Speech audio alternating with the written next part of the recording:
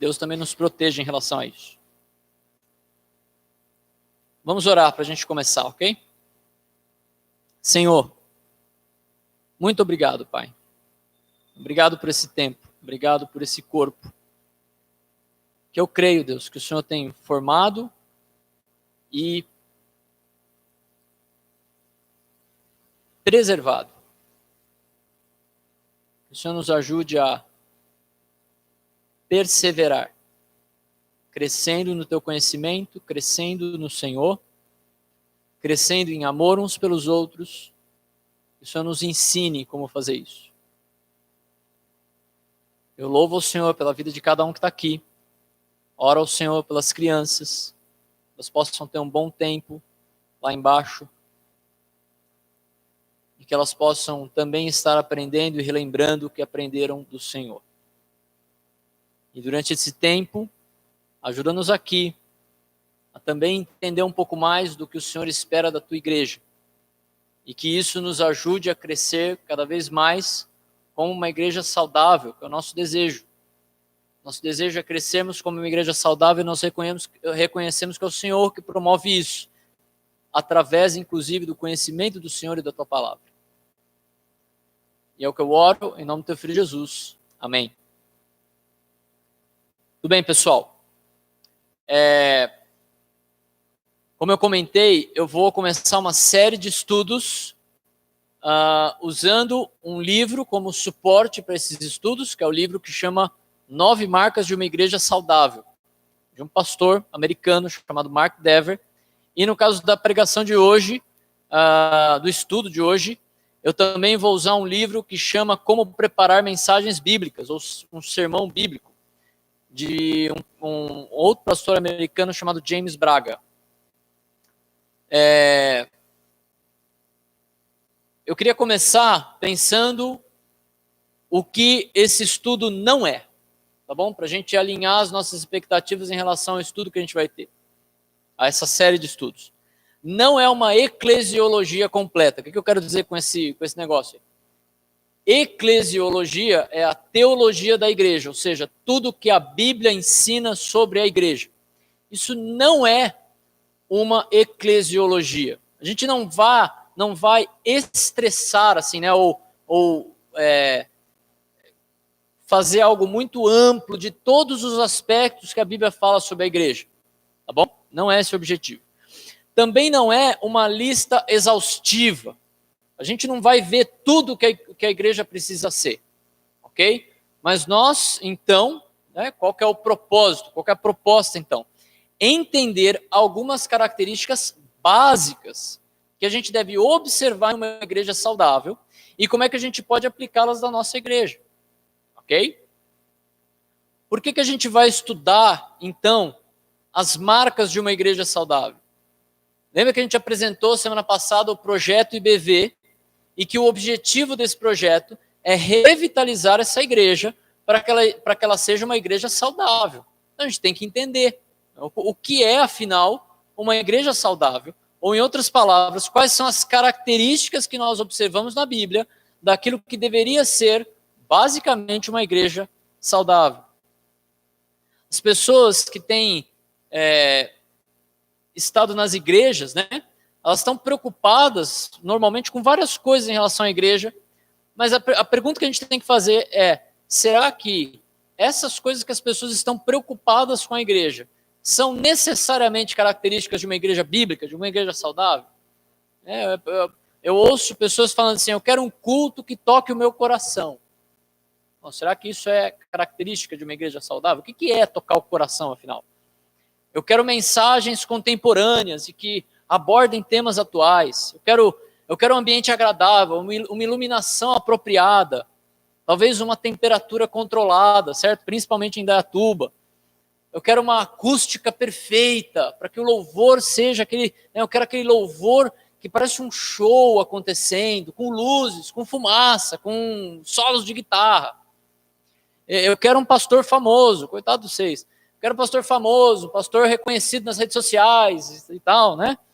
Eu quero poltronas aconchegantes, uma igreja que ajude os pobres, uma igreja que tem uma escola, enfim, a lista é enorme de coisas que as pessoas têm expectativa da igreja.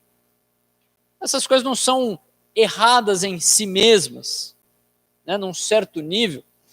Eu não vou falar de solo de guitarra e fumaça, mas enfim, normalmente essas coisas não são pecado. Se você tem um culto que toca o coração, né, confronta o teu pecado, você sai daqui até desanimado, de tanto que você é confrontado. Isso é tocar o coração também. Mas normalmente não é isso que as pessoas têm procurado. Uma mensagem, ela pode ser contemporânea desde que ela esteja lado a lado com as escrituras. Um ambiente agradável, um louvor bem tocado, nada disso é pecado. Mas será que isso é a marca de uma igreja saudável? Será que uma igreja perseguida lá na China, no Oriente Médio, tem como ter um louvor barulhento, bonito, cheio de fumaça? Não tem, gente. Lá canta todo mundo baixinho. O culto começa. Isso já escutei de missionários de lá. O culto começa lá pela meia-noite, mais ou menos, vai até umas 5, 6 da manhã. Acontece de madrugada o culto.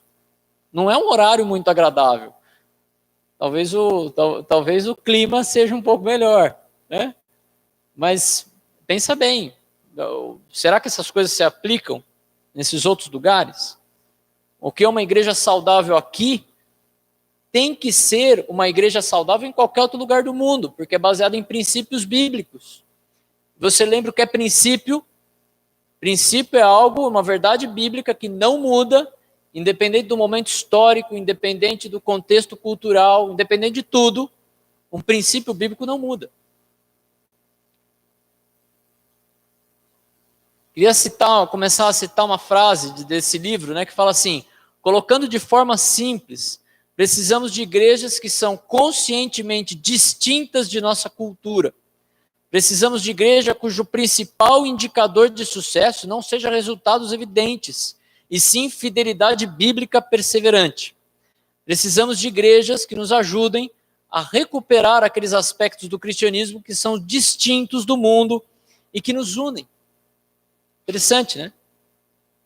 A igreja tem que ser algo que o mundo, ao mesmo tempo, tem uma admiração, aquele negócio assim, nossa, eu queria fazer parte disso, e ao mesmo tempo tem uma repulsa. Eu não posso fazer parte disso. E não pode. O mundo não consegue mesmo. Então a pergunta é essa, né? O que é uma igreja saudável? O que nós esperamos de uma igreja saudável? Uma igreja saudável é aquela que nós podemos observar o que Cristo deseja observar de uma igreja, baseado na revelação das Escrituras. E se a gente usar o livro de Apocalipse, aqueles primeiros capítulos, 2, 3 capítulos de Apocalipse, ou capítulo 2 e 3, Jesus manda cartas para as igrejas da época. Pequenas cartas que têm elogios e críticas. Ok? E se a gente fizer um resumo, eu não vou poder ler tudo isso, mas eu vou mandar para vocês depois material para vocês lerem em casa, mas você vai reparar algumas características marcantes.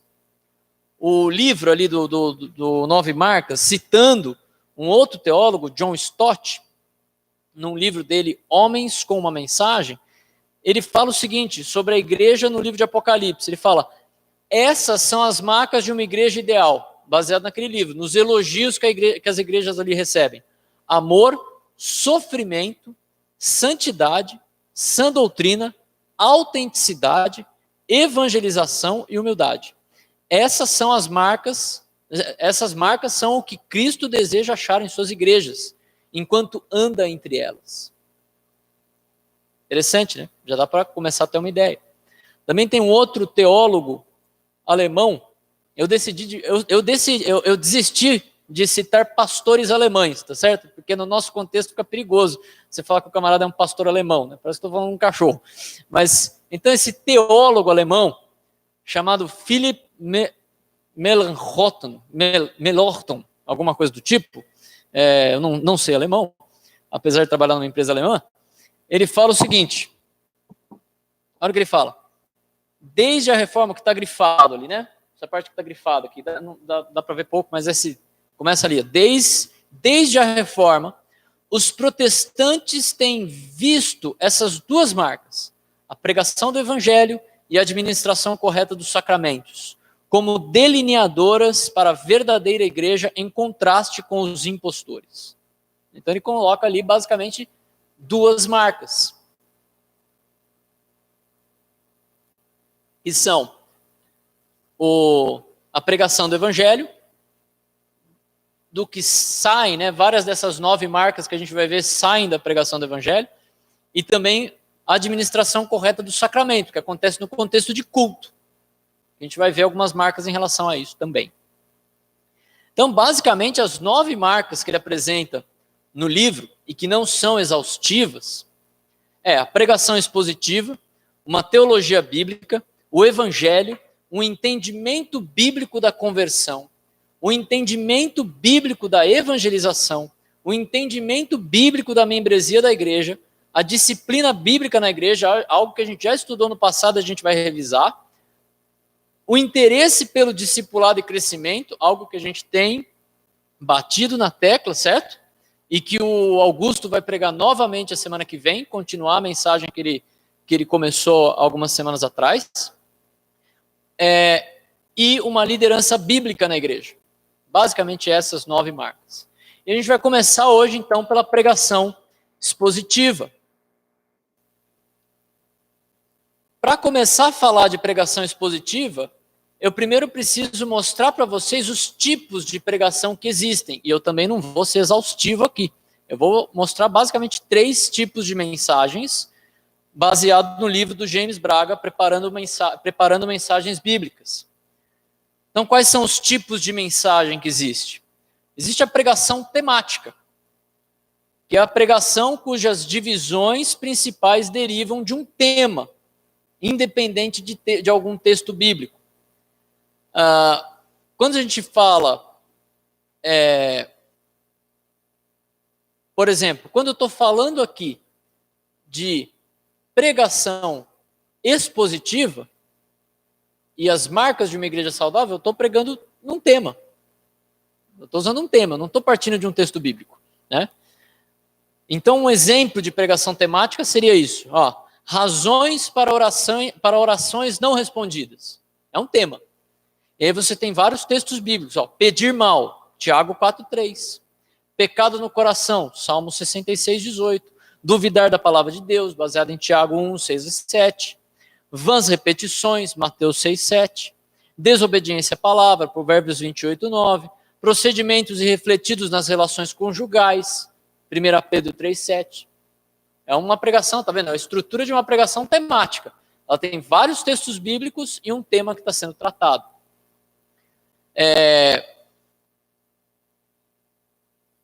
Talvez, né, a gente pode pensar assim, né? Será que esse sermão ele não é bíblico? Será que ele pode ser herege? Não. Ele é um sermão, a única coisa é que ele está partindo de um tema, e não de uma porção das Escrituras. É pecado pregar um sermão tópico ou mensagens temáticas? Não. Mas existem benefícios na pregação expositiva, que a gente vai ver, que são perdidos nesse tipo de sermão. Tá? Outro tipo de pregação é a pregação textual. De um texto, ok? Mas a gente vai ver que ela tem uma pequena diferença com a pregação expositiva. É a pregação que as divisões principais são derivadas de um texto constituído de um breve trecho da Bíblia. Cada uma dessas divisões é usada como linha de sugestão e o texto fornece o tema do sermão. Então, a pregação textual, ela normalmente deriva de um pequeno trecho das Escrituras. E esse trecho vai sugerir os pontos. Por exemplo, ali o homem infeliz, baseado em Salmo 1 e 2. 2 versículos. O assunto, 2 aspectos do caráter piedoso.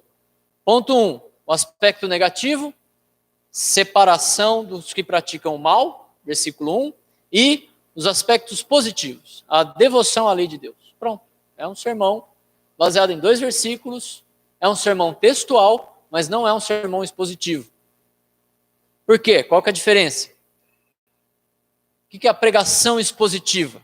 É a pregação que, em uma passagem mais ou menos extensa das Escrituras, ela é interpretada em função de um tema ou assunto. A maior parte do material desse tipo de sermão provém diretamente da passagem, e o esboço contém uma série de ideias progressivas que giram em torno de uma ideia principal. A gente vai entender isso aí. Ou seja, as divisões de uma pregação expositiva são geradas pelo entendimento da construção do próprio texto. É por isso que muitas vezes a gente usa gramática para estudar o texto, porque a gente tem que saber qual que é a oração principal, qual que é a oração subordinada, todos esses negócios que a gente via na escola, que a gente não gosta, isso tudo é importante para uma pregação expositiva, porque é isso que vai definir os pontos da mensagem. Por exemplo, não, tem um exemplo, joia. Um exemplo de uma mensagem expositiva seria Efésios 6, 10 a 18. Já é uma parte maior. O assunto, aspectos relacionados com a guerra espiritual do cristão. Esse é o assunto principal da mensagem. E aí tem os pontos e subpontos que saem do texto. Por quê? Porque você está pegando cada porção do texto e vendo assim, ó, aqui tem uma ideia principal e aqui são as ideias que saem dessa ideia principal. Depois você tem uma outra ideia principal e as ideias principais, as ideias que saem daquela ideia principal. Tenta pensar um pouquinho em como é que estão funcionando as mensagens de Efésios. Eu pego uma porção das escrituras ali, eu dou um tema principal para aquela porção e a gente começa a estudar versículo a versículo. É uma pregação expositiva. A gente vê assim, ó, o que aquilo tem a ver com o livro todo, o que aquilo tem a ver com o resto da Bíblia, como é que aquilo se relaciona com o plano de redenção de Deus. Isso é uma pregação expositiva. Ok? Agora, é pecado pregar de outra forma que não seja expositiva? Não, não é pecado, mas de novo, há benefícios da pregação expositiva que podem ser perdidos numa pregação de outro modo, tá?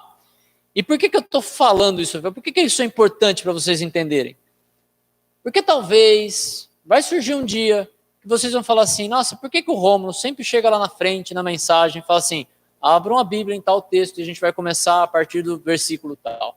E na outra semana ele fala, abra a Bíblia em tal texto no versículo 2. E na outra semana, abra em tal texto no versículo 3. Parece muito enjoado isso aí, parece que é sempre a mesma coisa. Nós vamos ver os benefícios disso. Quais são os benefícios da pregação expositiva? Por que ela é mais saudável do que outros tipos de pregação? Um benefício da pregação expositiva é que ela forma, estou aqui citando o James Braga ali, ela forma com o tempo, então veja um negócio que acontece ao longo do tempo, ela forma com o tempo, mais do que todos os outros tipos de mensagem, uma congregação cujo ensino é fundamentado na Bíblia.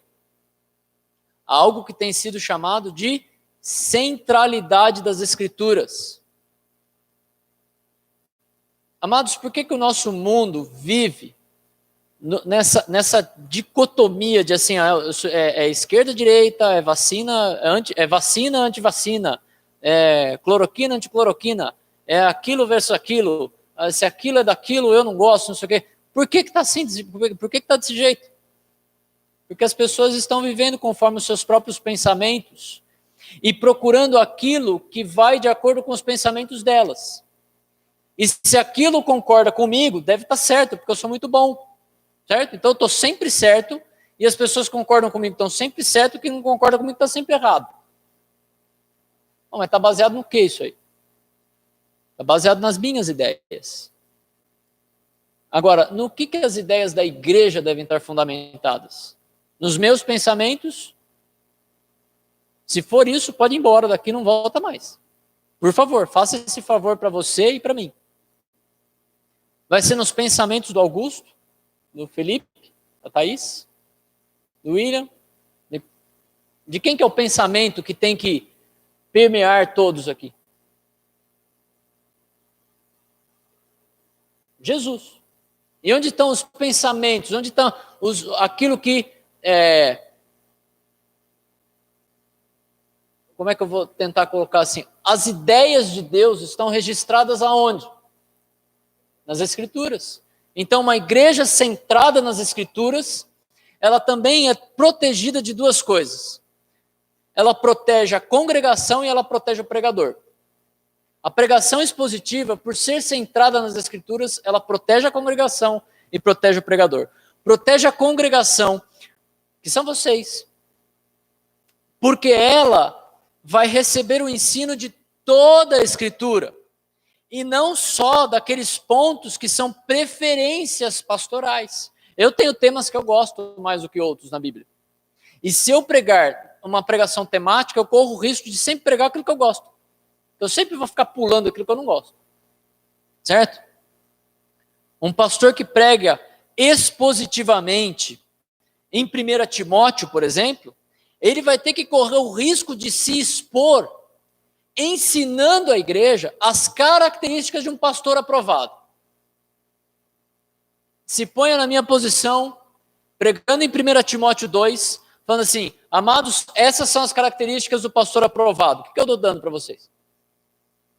Eu estou dando uma arma na mão de cada um aqui.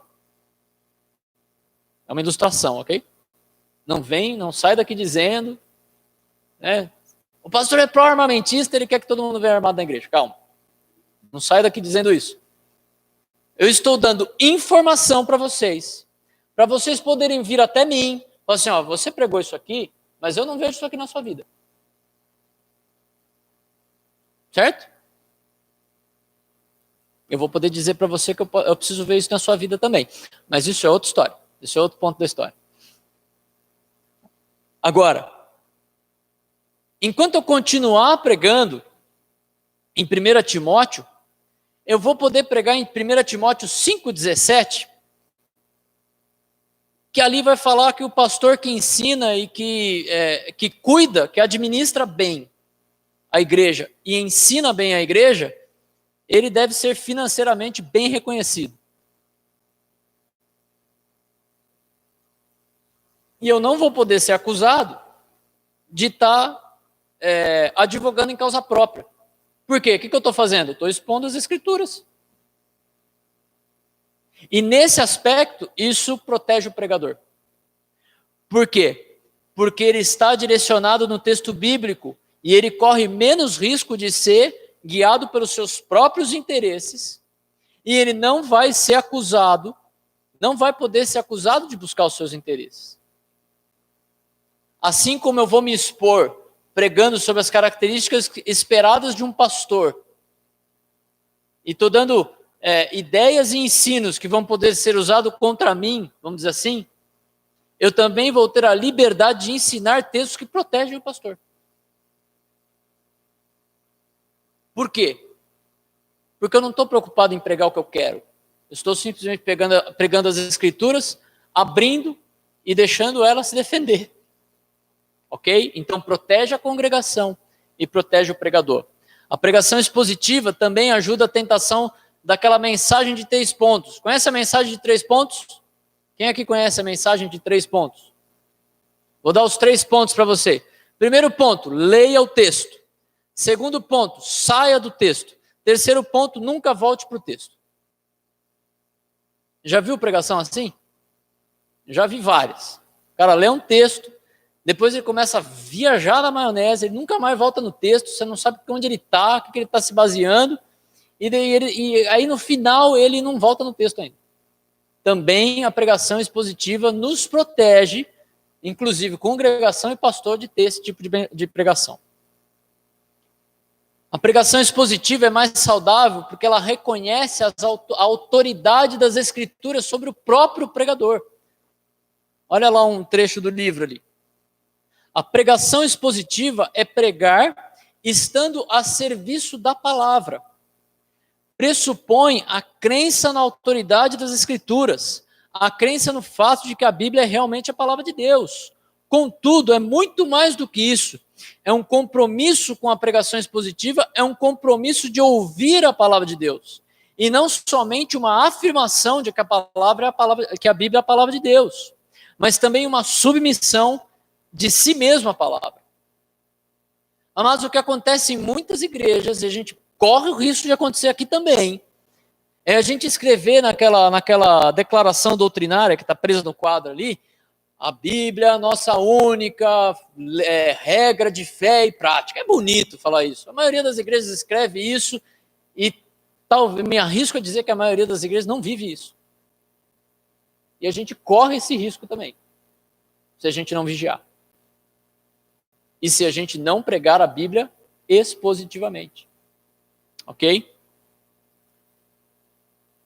Último ponto que eu gostaria de usar aqui, e que sai diretamente do livro ali do Mark Dever, acho que deu uma acertada ali na letra. O papel central da palavra de Deus. A pregação, ela deve sempre, ou quase sempre, ser expositiva, porque a palavra de Deus deve estar no centro, norteando-a. De fato, as igrejas devem ter a palavra como seu centro, dirigindo-as. Muito interessante que, uma vez ouvindo o próprio Mark Dever conversar sobre isso com uma pessoa, a pessoa questionou assim, mas a nossa igreja não deveria ser cristocêntrica? Onde Cristo é o centro? E aí você fala que a igreja ela deve ter a sua centralidade nas Escrituras. Isso não é contraditório? É contraditório ou não é?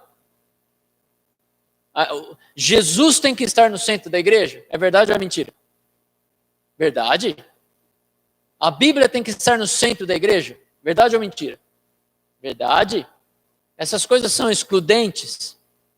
Uma exclui a outra. Por que não? Não entendi. E como é que você sabe que o verbo se fez carne? Então, desde que Cristo está revelado nas Escrituras, ser cristocêntrico é ter as Escrituras no centro. É a centralidade das Escrituras. É a mesma coisa.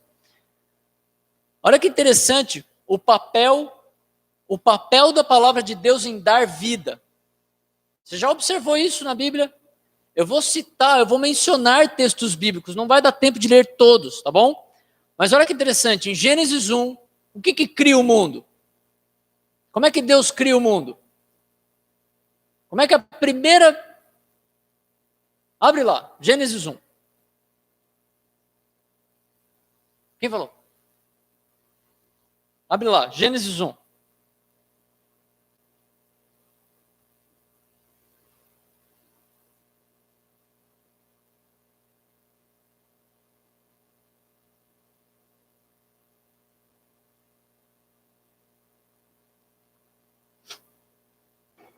Olha lá, né? No princípio Deus criou os céus e a terra, era a terra sem forma e vazia, trevas cobriam a face do abismo, e o Espírito de Deus se movia sobre a face das águas. Versículo 3, disse Deus, haja luz, e houve luz. E aí, à medida que Deus diz, à medida que a palavra de Deus é exposta ali, as coisas vão acontecendo de acordo com a palavra de Deus. Em Gênesis 3, ocorre a queda, certo? Deus cria todas as coisas, Deus cria o homem, coloca o homem e a mulher no jardim. Ocorre a queda lá em Gênesis 3. Aí o homem ele é separado de Deus, mas a palavra de Deus dá esperança, mostrando que ele providenciaria um descendente da mulher que esmagaria a cabeça da serpente. E assim a palavra de Deus foi esperança ao homem e à mulher caídos. Em Gênesis 12, a palavra de Deus vem a Abraão. Sai da sua terra, da sua parentela, vai para a terra que eu vou te mostrar. Então, a palavra de Deus, Deus usa a sua palavra para chamar Abraão e para criar um povo de onde vinha aquele Messias. Que Messias? Aquele Messias que ele havia prometido para Adão e Eva, o descendente da mulher.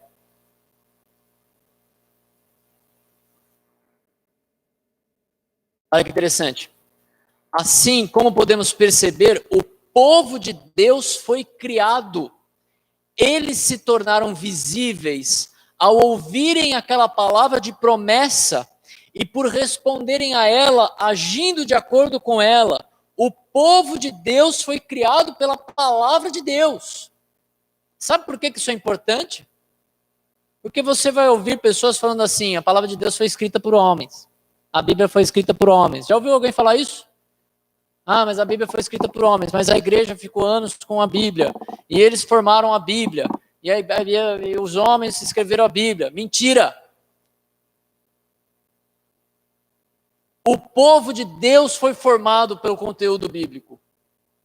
À medida que decidiam seguir ou não aquela revelação do próprio Deus. Pense bem, Abraão não leu um livro falando para ele sair da sua parentela. Literalmente Deus falou com ele. E eu creio, na luz que eu tenho, eu creio que havia um homem falando com Abraão. Havia uma figura humana ali falando com Abraão. E eu creio, com a luz que eu tenho hoje, que era a segunda pessoa da Trindade. Que era o próprio Senhor Jesus. Pré-encarnado. Com a luz que eu tenho hoje. E por que é importante a gente entender isso? A gente vai entender. Êxodo 3:4, a palavra de Deus vem até Moisés. E de novo, tem uma figura humana ali. Tem um homem ali falando com Moisés. E chama ele para libertar o povo de Israel. De novo, não tinha nada escrito. Não tinha nada escrito ali. Ele ouviu, ele conversou ali, Deus falou com ele.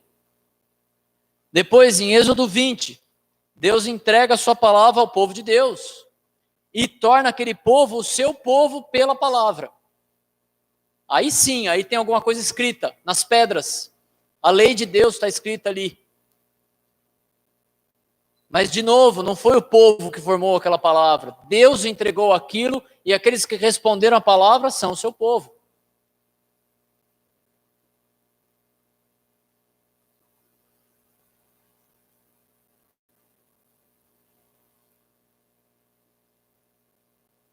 Olha que interessante, eu vou ler aqui Êxodo 3, eu vou ler a partir do versículo 2 para a gente entender. Vou partir do versículo 1 para a gente entender. Moisés pastoreava o rebanho de seu sogro Jetro, que era sacerdote de Midian. Um dia levou o rebanho para o outro lado do deserto e chegou a Horebe.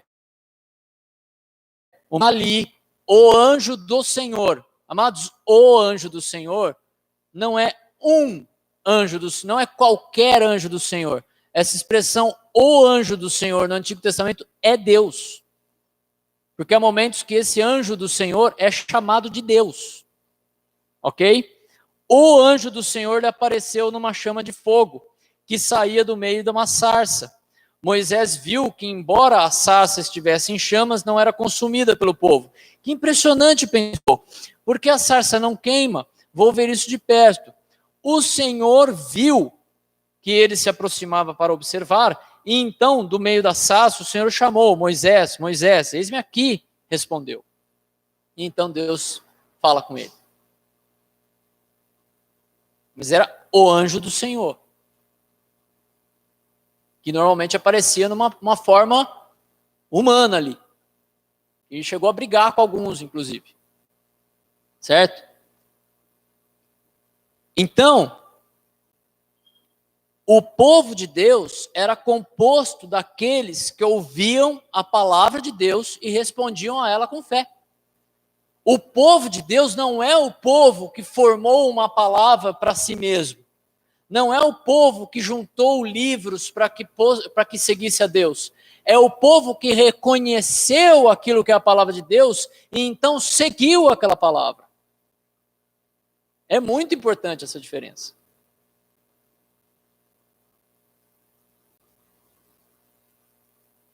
Aí tem um exemplo também, ainda no Antigo Testamento, muito interessante, que é o exemplo de Ezequiel. O exemplo de Ezequiel 37, 1 a 14. Deixa eu pensar se eu vou ler isso aqui. Eu vou ler isso aqui. Olha o que Deus faz aqui através da sua palavra.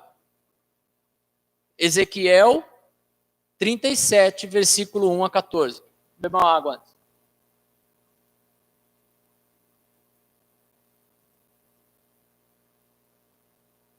A mão do Senhor estava sobre mim, e por seu espírito ele me levou a um vale cheio de ossos. Ele me levou de um lado para outro e pude ver que era enorme o número de ossos no vale, e que os ossos estavam muito secos. E ele me perguntou: filho do homem, estes ossos poderão tornar a viver? E eu respondi: ó soberano Senhor, só tu sabes. Então ele disse, presta atenção, profetize. Amados, o que é profetizar? É falar o futuro das pessoas e quem vai casar com quem e se você vai ter carro novo, certo? Não, isso é profetada. Profetizar é falar a palavra de Deus. Ele falou, profetize a esses ossos e diga-lhes: ossos secos, ouçam a palavra do Senhor. Certo? Assim diz o soberano Senhor a esses ossos: farei um espírito entrar em vocês, e vocês terão vida. Porei tendões em vocês, e farei aparecer carne sobre vocês, e os cobrirei com pele, e porei um espírito em vocês, e vocês terão vida. Então vocês saberão que eu sou o Senhor. E o que Ezequiel faz? Eu profetizei conforme a ordem recebida, e não conforme o que veio na minha cabeça. E não conforme aquilo que ele estava sentindo. Não, ele recebeu de Deus aquilo ali.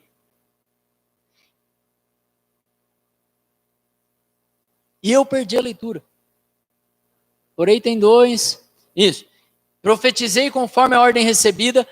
E enquanto profetizava, houve um barulho, um som de chocalho. Sabe aquela, uma cascavel, né? Imagina um monte daqueles ossos mexendo. E os ossos se juntaram, osso com osso. Olhei e os ossos foram cobertos de tendões e de carne e depois de pele, mas não havia espírito neles. A seguir ele disse, de novo: profetize o espírito e profetize, filho do homem, e diga-lhe: assim diz o soberano Senhor, venha desde os quatro ventos, ó Espírito, e sopre dentro desses mortos para que vivam. Profetizei conforme a ordem recebida, e o Espírito entrou neles, e eles receberam vida e se puseram em pé. Era um exército enorme.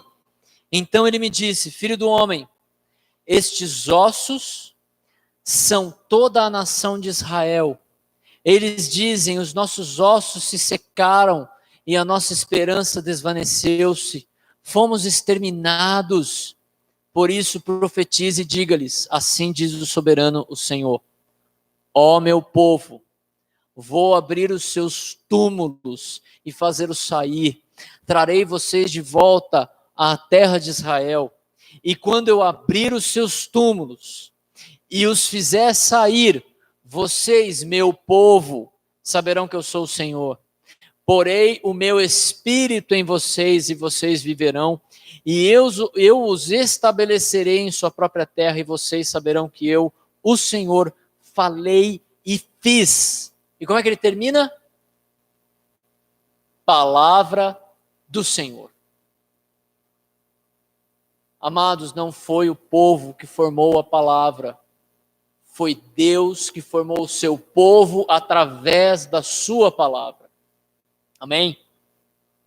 Ezequiel, então, ele é levado a esse lugar, ele recebe uma ordem para que profetize, para que ele pregue a palavra de Deus, em outras palavras, e através daquela pregação, aqueles ossos, eles recebem um novo corpo, uma nova vida.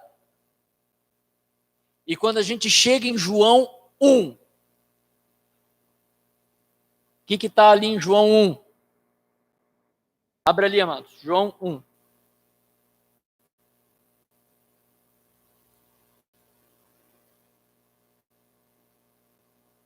Alguém tem uma versão daquelas mais modernas, NVI, NVT, alguma dessas? O que fala aí?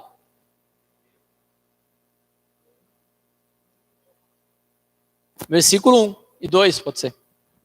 João 1, 1 e 2. No princípio, aquele que a palavra já existia. A palavra de Deus, a palavra estava com Deus, e a palavra era Deus. Ele existia no princípio com Deus. Isso. No princípio era aquele que é a palavra. A palavra estava com Deus e era Deus. E olha o que fala no versículo 3. Todas as coisas foram feitas por intermédio de quem? Da palavra. Dele. E sem ele, nada do que foi feito teria sido feito. E o que fala o versículo 14? Aquele que é a palavra tornou-se carne, habitou entre nós. Acho que foi o versículo que o Felipe mencionou, não é? Exato.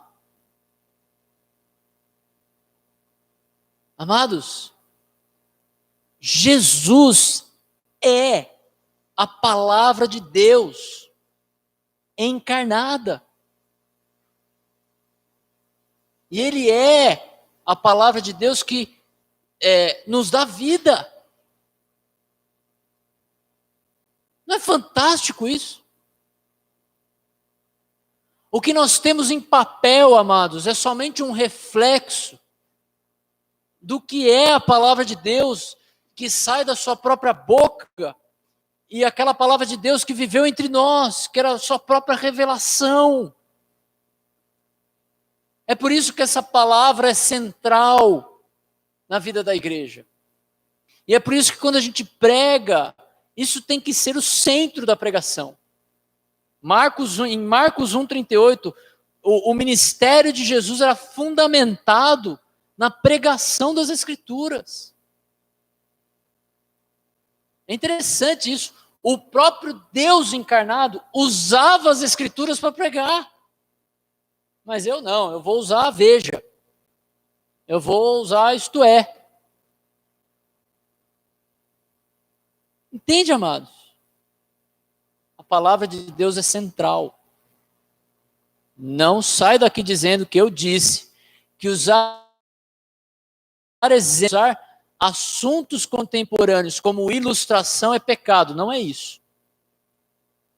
Mas é fato de que a mensagem ela tem que estar fundamentada nas Escrituras.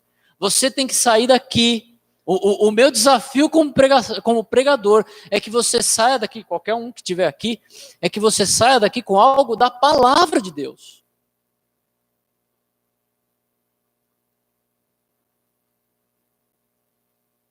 Crer e descansar na verdade de que Deus ressuscitou a Jesus Cristo é o caminho da salvação, a maneira de ser incluído no povo de Deus. De novo, Deus, através da sua palavra, criou o seu povo e não o contrário. A palavra de Deus, ela também tem um papel em nos santificar. O que é santificar mesmo? O que é tornar, o que é santo? Quem lembra aí? Santo, separado. Eu não sei quem que eu falo aí, porque eu não consigo ler os lábios aí. Muito bem, Thaís. Separado. Santo é separado. A palavra de Deus nos santifica. A palavra de Deus nos separa do mundo. A palavra de Deus nos mostra assim, ó, se você é povo de Deus, você tem que parar de viver do jeito que o mundo vive e viver desse outro jeito, que é o jeito que o povo de Deus, o povo da sua palavra vive. Isso acontece como? Através de obediência. Através de obediência à palavra. Não é fugindo do mundo, no sentido de, não vamos fazer uma vila e viver isolado. Já tentaram fazer isso e deu ruim. Por quê? Porque o pecado foi para lá também. Não é isso. Não é pegar eu não vou falar o nome, mas aquele prédio que várias pessoas ficam dentro ali vivendo isolados também. Não é isso. Isso não funciona. Porque não é isso que ele está falando. Paulo fala, Jesus fala, né? Não peço que os tire do mundo. E Paulo fala alguma coisa muito parecida, agora eu não lembro o texto exatamente, ele fala, não é que você não vai sair do mundo, né? Mas você vai viver no mundo de uma maneira transformada. De uma maneira que as pessoas olhem e, como eu falei no início da mensagem, sintam duas coisas. Admiração, porque eles queriam aquilo. E repulsa, porque eles não querem aquilo. Eles não podem ter aquilo. Você já ouviu a frase assim, nossa, é tão legal que você é tão religioso e você vai na igreja, isso é tão bacana, bom para você, viu? Olha, muito legal. O que a pessoa está falando? Muito bom, admiro, olha, te admiro, mas não quero isso. Causa admiração e repulsa ao mesmo tempo.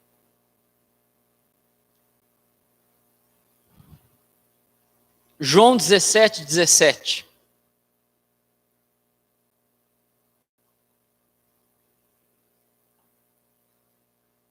O que fala João 17, 17? O que Jesus está orando ali? Santifica-os na verdade. E o que é a verdade? A tua palavra é a verdade. No mundo das fake news, no mundo que você não consegue saber se você toma remédio, se você não toma remédio, se toma vacina, se não toma vacina, se sai de máscara, não sai de máscara, porque aquilo funciona, aquilo não funciona, um cara rebate, não sei o quê. Nesse mundo de pandemia e essa bagunça que a gente está vivendo, amados, a palavra de Deus é a verdade. Não é bom você saber que nesse mundo louco que a gente está vivendo, cada vez mais louco, você pode entrar no seu quarto, sentar na praça, em qualquer lugar, e abrir a palavra de Deus, e ouvir a verdade da palavra de Deus, que te santifica, que te separa do mundo. Amém. É a palavra. Efésios 5.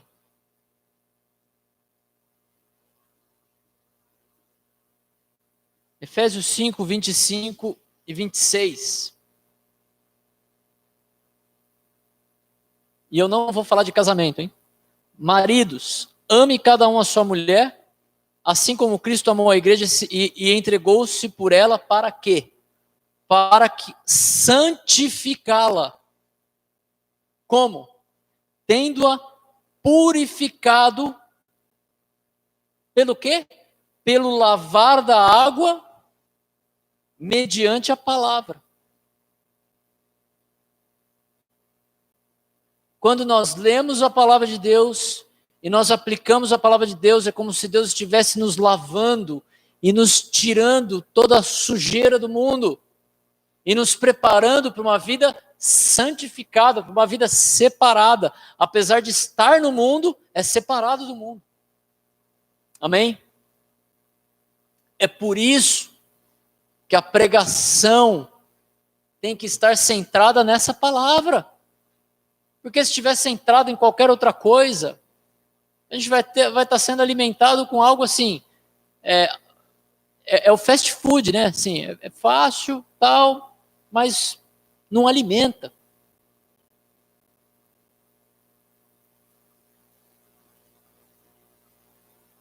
Qual que é o papel do pregador em relação à palavra de Deus? Levar a igreja a um compromisso com a centralidade das Escrituras. O que ele diz? Não me importo se você acha que os membros devem ser bastante agradáveis. Não me importo se a música é boa ou não. Essas coisas podem mudar. Mas o compromisso da igreja com a centralidade da palavra, que vem do púlpito, do pregador, daquele a quem Deus dotou de modo especial e chamou ao ministério. Esse é o fator mais importante que deve procurar em uma igreja.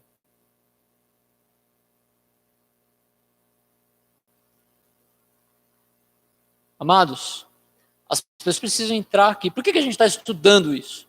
Por que eu estou usando uma mensagem temática? Ok? Não pecando, mas correndo um certo risco. Para usar uma mensagem temática, uma série de mensagens para a gente entender o que nossa igreja deve ser biblicamente. Porque eu desejo, e eu creio que Deus deseja, que as pessoas entrem por aquela porta, sentem nesses bancos e saiam daqui pensando assim, caramba, eu ouvi da Bíblia hoje. Mesmo numa mensagem temática, eu ouvi da Bíblia hoje. Amém? Compromisso do pregador é com a pregação fiel da palavra. Paulo disse a Timóteo, de modo direto e claro, prega a palavra. Este é o grande imperativo. E aí ele vai inclusive citar, mencionar aquele episódio de Atos 6, onde acontece uma confusão ali na igreja, eles começam a ter um problema ali na igreja. À medida que a igreja começa a funcionar, e vocês vão observar isso aqui também, e alguns já estão observando, glória a Deus por isso, que quando o corpo começa a funcionar, sabe o que acontece? Problema. Não, mas como assim? Falha de comunicação, esquecimento, falta de compromisso, desânimo. Tenha certeza, amado. Quando você decidir assim, eu vou servir, você vai ficar desanimado. Porque você vai perceber que nem todos vão ter o mesmo nível de compromisso com você. Que você. Ou talvez você é muito bom numa área e você, nossa, essa área é muito importante, mas parece que para os outros não é tão importante. Não, não é mesmo. Talvez esse seja o seu dom. E você tem que motivar os outros a servirem naquela área com o seu dom. Fazendo o quê? Servindo. Seu dom é de exortação, anime os outros a exortar. Mas esse é o seu dom, você vai ter uma preocupação maior com isso mesmo. Os outros vão ali patinar e tentar fazer a mesma coisa. Seu dom é de evangelismo, evangelize. Faça discípulos. E os outros vão olhar para você e falar assim, nossa, eu queria ser igual aquele cara, ele tem uma facilidade de pregar, e eles vão tentar fazer, mais ou menos. Mas eles vão tentar, porque eles estão seguindo o seu exemplo. É assim que o corpo funciona. E vai dar problema. Aí um dia você vai combinar alguma coisa e vai desencontrar.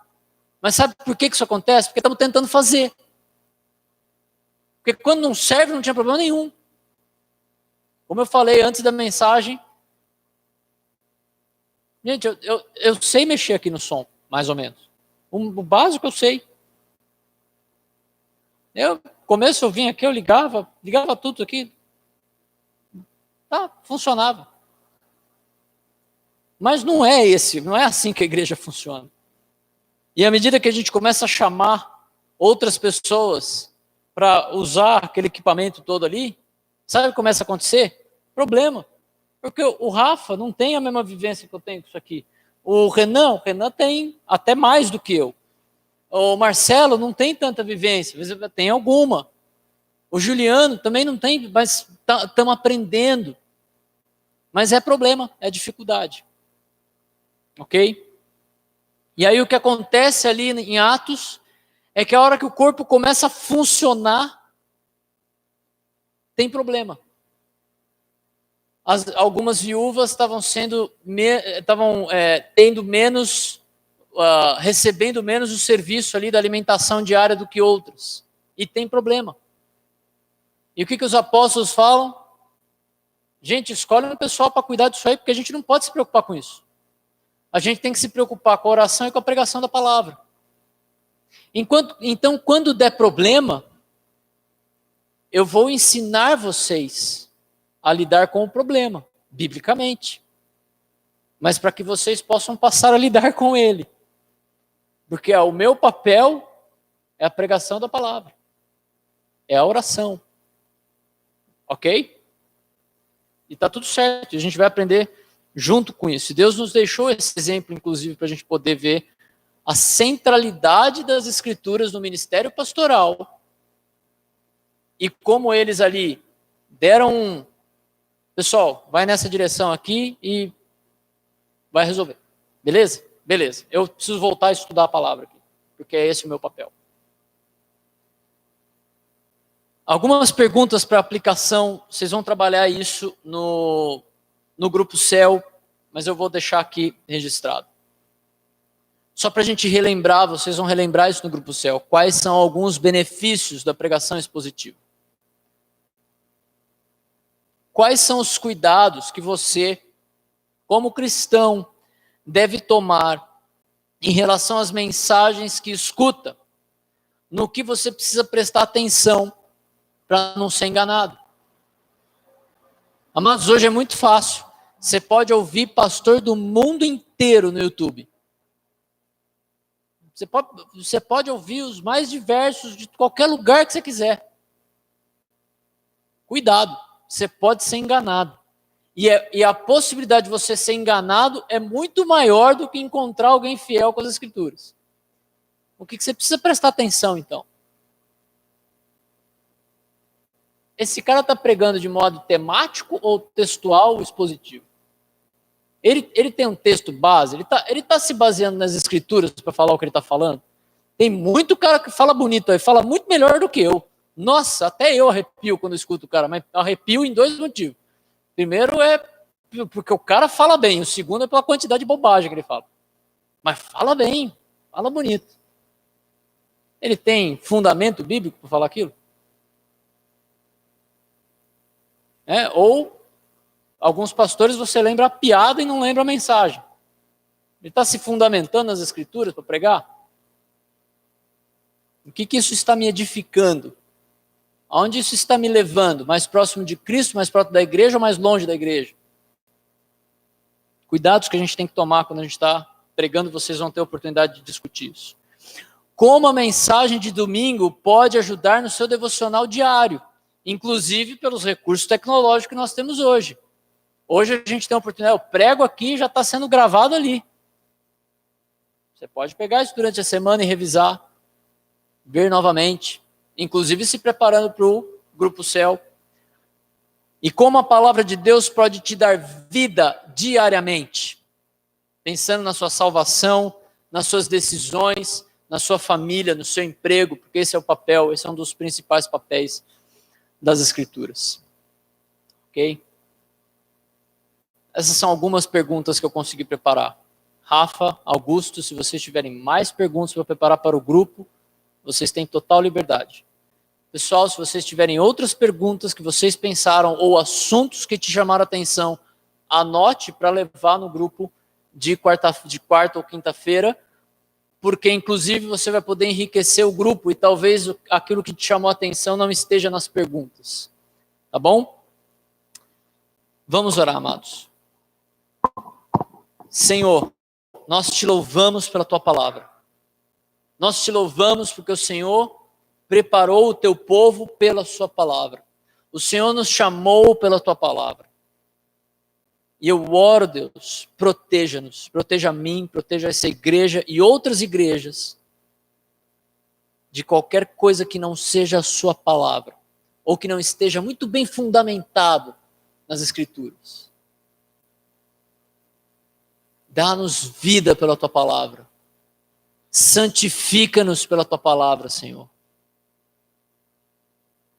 E ajuda-nos a tomar cuidado e nos proteger com a sua palavra de falsos ensinos. Proteja-nos, Deus. E promova nessa igreja aquilo que o Senhor e só o Senhor pode promover. É o que eu oro e agradeço. Em nome do teu filho Jesus.